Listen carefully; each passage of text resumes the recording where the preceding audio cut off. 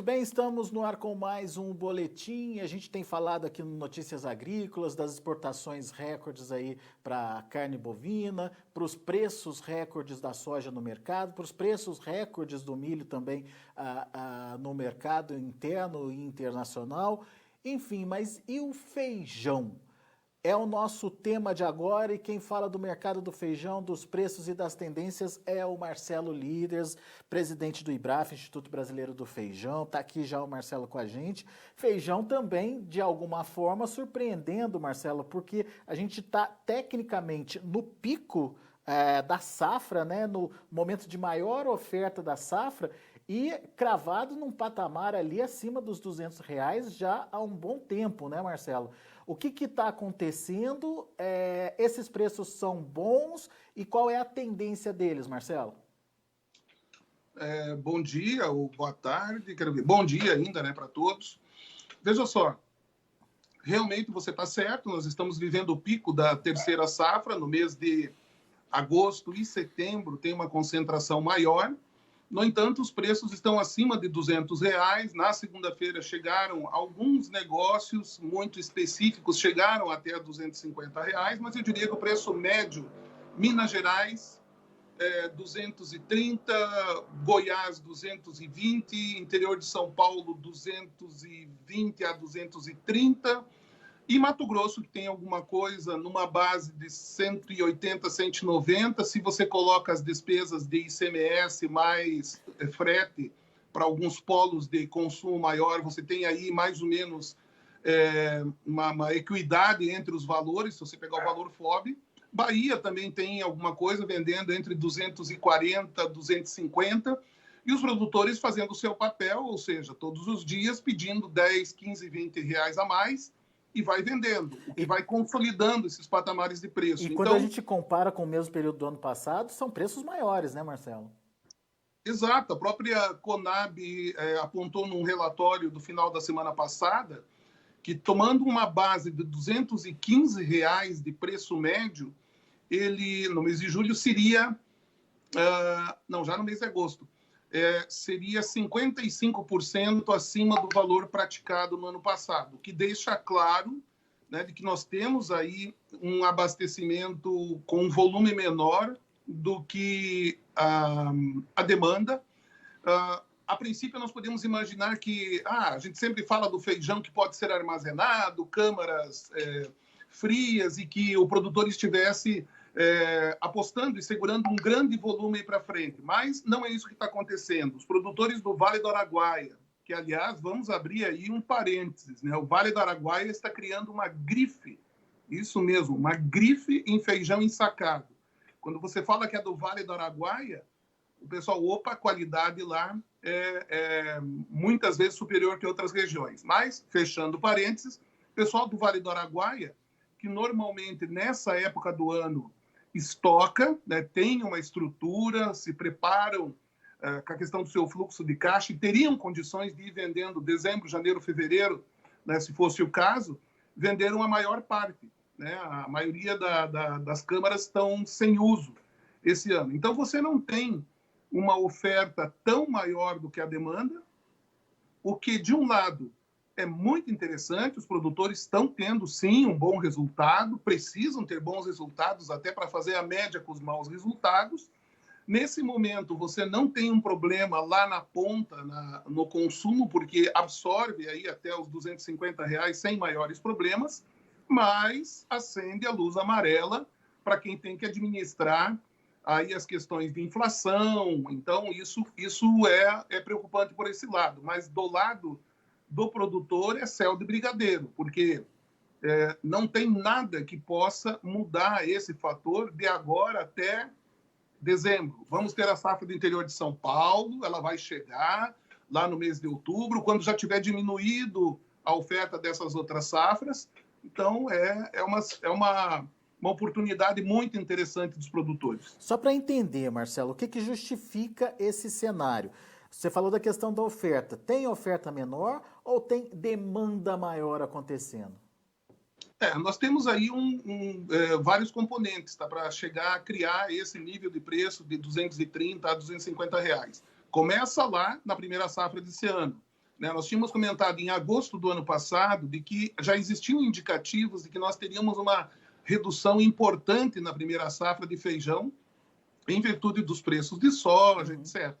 Isso aconteceu. Houve uma oferta menor na primeira safra. Já tínhamos visto que, se a segunda safra fosse normal, ainda assim nós teríamos uma segunda safra relativamente curta, porque não teríamos o estoque da primeira safra. Aí veio estiagem no sul, excesso de chuva no sudeste e Covid. Covid, no primeiro momento, leva as pessoas para o supermercado, compram, fazem um estoque, dão uma recuada, porque tem um estoque em casa, voltam para o mercado para repor. A nossa lógica, sem números ainda que confirmem, sem uma pesquisa que confirme isso, mas olhando o mercado de arroz, olhando os outros mercados, a gente começa a ver que existe uma lógica em entender que o momento tem feito com que o consumo aumente. Consumo em casa, né, principalmente. Consumo em casa. De um lado, nós perdemos o quê? Temos perdido os restaurantes do dia a dia, do prato feito, do buffet de comida por quilo, nós perdemos aí um pouco. Mas eu tenho a impressão que o ganho que nós estamos tendo em casa é maior. Por quê? Lá está a dona de casa, lá administrando a sua casa, lá com 2 filhos adolescentes que comem bem, né? Cheio de vida, cheio de crescendo e tudo mais, e ela precisa alimentar. Ela vai fazer lasanha todo dia, macarrão todo dia, ela vai variar. Mas não tenha dúvida que ela vai incluir feijão mais vezes. Aí vem um outro fator, Alexander, fantástico. Tá? Aí chega a terceira safra com uma qualidade impressionante. Então, quando você vai consumir um feijão e ele está um pouco mais escuro, guardado há mais tempo, né, como acontecia em anos passados, você dá assim uma passada em cima do arroz. Mas quando o feijão tem aquele caldo grosso, aquele cheirinho gostoso, aquela cor que chama ali, né? Se a pessoa gosta do carioca ou do preto mesmo, mas o feijão é novo, a concha vem mais carregada, certo? Se coloca um pouco mais. Tudo isso leva a gente a acreditar, empiricamente, sem dados de que o consumo aumentou. E justificar os preços que a gente está tendo agora nesse momento. Agora, daqui para frente, Marcelo, qual a sua expectativa? Você levantou a lebre aí, principalmente para a questão da inflação, para quem controla a inflação, prestar atenção no que está acontecendo agora. O que está acontecendo agora e qual o reflexo para o futuro? Nós temos uma preocupação porque o setor do feijão, dos pulses, das colheitas especiais, sem dúvida nenhuma, entende, como o restante do agro, que vem sendo feito por parte do Ministério da Agricultura um esforço muito bom, fantástico, com excelentes resultados. Nós acreditamos nessa administração da ministra Tereza Cristina, desejamos que ela continue por mais tempo à frente, porque os projetos que estão em andamento são excelentes para o setor do agro. Então, cabe uma cadeia produtiva como a nossa levantar, como ontem, durante a reunião extraordinária da Câmara Setorial que nós pedimos, os desafios que nós temos pela frente. Nós não queremos aí o nosso setor desgastado, né? Nós queremos preço equilibrado. Como mesmo vilão, né? Porque quando o preço explode lá na gôndola, o vilão é a produção, né? Sem querer ser, de repente, extrapolar, né, os nossos limites, mas eu ouvi de dentro do Ministério da Agricultura, de uma pessoa, cabelo branco, já viu muita história, e quando nós comentamos sobre isso numa reunião, ou num telefonema, né, não era uma reunião oficial, de que nós teríamos um quadro mais desafiador até dezembro, do ponto de vista de abastecimento, e que nós não gostaríamos de maneira nenhuma para contribuir como setor para um determinado desgaste da administração, eu falei assim, porque é perigoso, né? Você vai ter a pressão da sociedade, da mídia, vai ter a pressão politicamente do lado contrário, vão atirar pedra de todo lado se a gente voltar aí às mídias como vilão da inflação. Então, naquela oportunidade, o que ele comentou? Né? Marcelo, isso não é um assunto que pode derrubar um ministro. Isso pode derrubar um governo. feijão é diferente, né? Feijão e os produtos da cesta básica são diferentes dos outros, né? Todos nós temos que ter uma consideração diferente por esses produtos. Por quê? Porque uma pessoa com fome é capaz de coisas terríveis, mas uma pessoa com fome, porque subiu muito o preço, ele não está dando conta de comprar, e com a família com fome, ele vai para a rua, ele protesta, né? E nós não queremos isso. Então, comida é paz. Então, o que é que a gente pode fazer a partir de agora?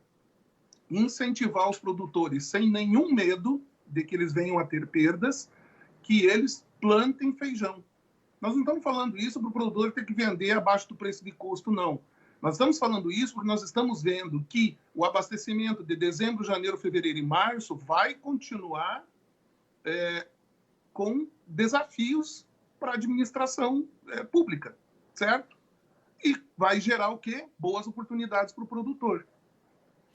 Bom, mas daí, Marcelo, eu tenho no meu cardápio aqui a soja, que está me remunerando muito bem, tem o milho, que agora mesmo a gente está colocando aqui no Notícias Agrícolas em destaque, que é possível a gente ver milho negociado aí a R$ 165 a saca. Enfim, como falar para o produtor, né, ou como convencer o produtor de que ele vai ser bem remunerado no feijão também, diante de preços tão inovadores ou novidades tão grandes nos preços, né, da soja e do milho, Marcelo? Bom, vamos lá. Soja e milho, o produtor não precisa pesquisar muito para chegar à conclusão de que é um baita preço, de que dará um grande resultado. Ele tem isso precificado e garantido ali na frente. Então, vamos pensar um pouquinho sobre feijão. Se a área vai ser plantada com soja que tem o contrato, o que vai acontecer com os preços do feijão que durante o pico da safra já estão acima de R$ 200? O que vai acontecer em janeiro e fevereiro quando nós não tivermos um volume normal de colheita de feijão? O que pode acontecer nesse mercado se há a perspectiva de estiagem no segundo semestre? Então, o feijão, só não tem contrato hoje para ser feito de feijão carioca. Mas contrato de feijão rajado, preto, calpis em geral, vermelho, tem contrato. Qual é a recomendação para o produtor? Vai lá e faz um contrato de R$180, R$200? Sim, mas faz de 50% daquilo que ele vai ter a expectativa de colher. E deixa para fazer um preço médio, porque a tendência é ser melhor. É uma questão de raciocínio lógico, né?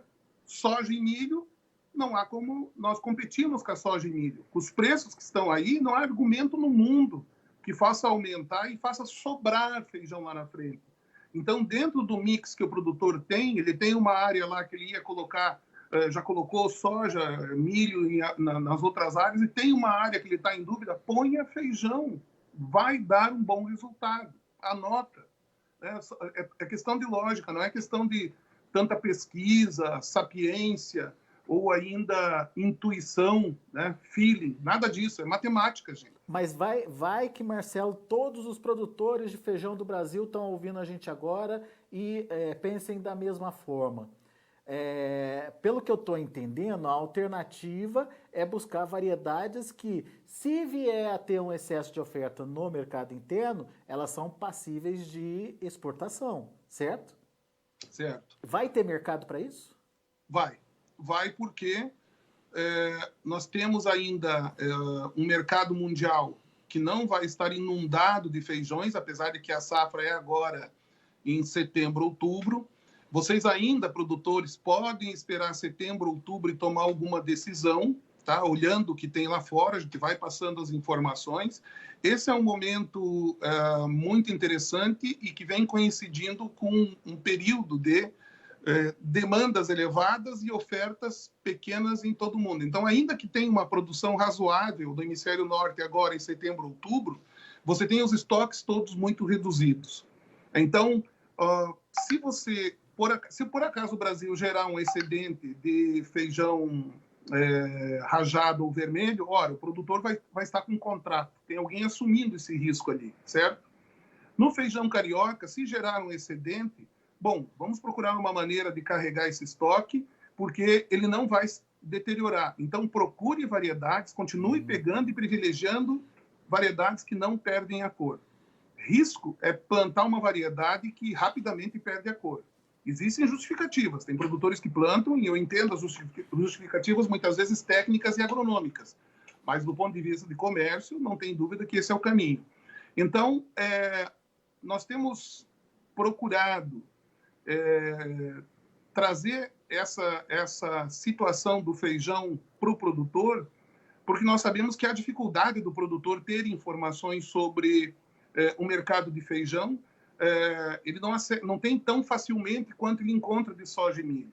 De soja e milho está aí, multinacionais e apontando, e mercado futuro, né? Não há o que discutir. No feijão, ele tem que usar um pouquinho mais a observação dele, né? E procurar informações como essa que ele encontra aqui no Notícias Agrícolas para formar opinião e tomar a decisão dele. Mas não tenha dúvida, vai continuar sendo interessante. E daí vem um outro lado, gente. Além de interessante, é necessário. Nós precisamos de feijão para alimentar essa população. Esse é o recado. E mais um item de diversificação da atividade dele como um todo, né, Marcelo? Imagina só ficar focado em milho e soja e, de repente, acontece alguma coisa aí no mercado, enfim, os preços caem. Tá certo que hoje não é a tendência, não é o retrato que a gente tem, mas as coisas podem acontecer e podem mudar do dia para a noite, né? Nós sabemos que, mais do que nunca, um momento como esse de Covid, que o mundo viveu e que nós aqui no Brasil vivemos, nós tivemos um impacto, podemos dizer, pequeno até agora, né, justamente porque tem o agro. Né, e nós tivemos aí a oportunidade de fazer superávit exatamente com as commodities. Então, uau, vamos continuar com as commodities, sim. O feijão, ele vai tendo a possibilidade também de ser dolarizado. Né? E ele tem a perspectiva de contribuir, diferente de anos atrás, 10 anos atrás, que nós não tínhamos esse tipo de alternativa. 2011, exportamos 10 mil toneladas e hoje a gente vê que era porque nós tínhamos somente 3 variedades de feijões. 2019, 165 mil toneladas, mais de 70 países. Por quê? Porque nós tínhamos 14 variedades. Então, peraí, é algo aí para se contemplar. Além do que, né, e se a China tranca, por algum motivo, lá, 2 meses, o recebimento, ou não sei, as coisas podem acontecer. Né? Ter a diversificação é sempre bom. Né? Você vai pescar, você não leva um anzol só. É isso aí. Muito bem. Estamos dando dicas aqui, hein, Marcelo? Quem quiser que aproveite, né? É a questão do planejamento e do gerenciamento da sua produção também, enfim, estratégia, né, para produzir e ter a melhor rentabilidade no final das contas aí. Só ficou uma dúvida, você falou dessa questão dos contratos. Tá fácil fechar contrato hoje, Marcelo? Tem gente interessada? Tem, eu diria que está fácil e está seguro, né? Os registros de contratos na BBM, na Bolsa Brasileira de Mercadorias, vêm ocorrendo, garante com arbitragem, então ele tem segurança, né? Não tem maiores riscos aí, não. É uma operação segura. E a gente não comentou muito, mas olha só, um outro fator que faz nós acreditarmos de que é irreversível esse momento de valorização é que nós temos o feijão calpi a R$ 250 na Bahia, R$ 200 no Mato Grosso. Né? Nós temos o feijão preto, R$ 270, R$ 280 na fronteira do Brasil com a Argentina, dólar 5,60, e não está estocado. Então, dessa vez, é desafiador para nós aqui no IBRAF, inclusive, conversar com a imprensa que conversa com o público em geral, porque essa imprensa vai perguntar para a gente, tá, o que a gente sugere para o consumidor? Nós sempre dizíamos o quê? Carioca tá caro, então consome o calpi, então consome o feijão preto. Agora, que tipo de sugestão a gente vai dar? Ainda vai ter uma diferença de preço para o calpino, mas não vai ser tão grande assim, né? Então, é um momento para o produtor aproveitar, tá? Plantar, comercializar, não esperar que dê, então vamos esperar números estratosféricos. Não, vá fazendo o preço médio, vá vendendo, vá abastecendo o mercado, tem ganho, né? Não especule demais, né? Essa é a ideia. Até porque, Mas, né, é uma coisa que você sempre fala, né, Marcelo? Não adianta você ter um preço absurdo para o feijão, porque são poucas pessoas, são poucos produtores que vão aproveitar, e você acaba carimbando aquele feijão como um produto caro e tira o consumidor da linha da compra ali, né? Até você reconquistar esse consumidor de novo, é um outro trabalho a se fazer, né? exato, vai custar caro retomar esse consumidor. Todo consumidor que sai ou que diminui o consumo de feijão quando o preço sobe muito, ele não volta a consumir aquilo que ele consumia antes desse evento, certo? Então, ele sempre vai acabar consumindo, ele volta a consumir mais, mas não exatamente aquilo que ele consumia. A retomada desse consumidor um dia, que nós tenhamos uma campanha, alguma coisa assim, vai custar mais caro, vai precisar de mais esforço, né? Além do que, pelo lado do produtor, né, ele está lá na fazenda dele, de manga arregaçada lá, lembrar o seguinte, acertar na mosca já é perfeito. Eles já acertaram na mosca na hora que eles plantaram feijão para colher agora. Né? Acertar no olho da mosca, às vezes ela voa. É isso aí. Dica então do Marcelo Líderes, presidente do IBRAF, aqui pra gente, analisando o mercado do feijão, as tendências do produto e as vantagens de se plantar feijão no momento que está todo mundo muito de olho aí no que pode acontecer com milho, soja, enfim. Tem pouca gente percebendo as possibilidades aí do mercado do feijão e é essa a dica do Marcelo. Claro, ninguém precisa focar num produto, concentrar a produção numa cesta só, como é o caso do carioca, feijão carioca. Mas diversifica, vai procurar a possibilidade de exportar esse feijão, vai procurar a diversificação, que é uma atitude bastante interessante aí para os negócios. Meu caro, mais uma vez, muito obrigado pela sua participação e volte sempre. Obrigado a vocês, um bom restante de semana e viva o feijão do Brasil. Bora lá. Quarta-feira é dia de feijoada, Marcelo. Feijoada. Dale. Grande abraço, até a próxima. Abraço. Tá aí, Marcelo Líderes, presidente do IBRAF, conversando com a gente aqui no Notícias Agrícolas. Daqui a pouco a gente volta com outras informações e mais destaques. Tem mercado do boi para ser analisado, tem ainda João Batista Olive com Tempo e Dinheiro.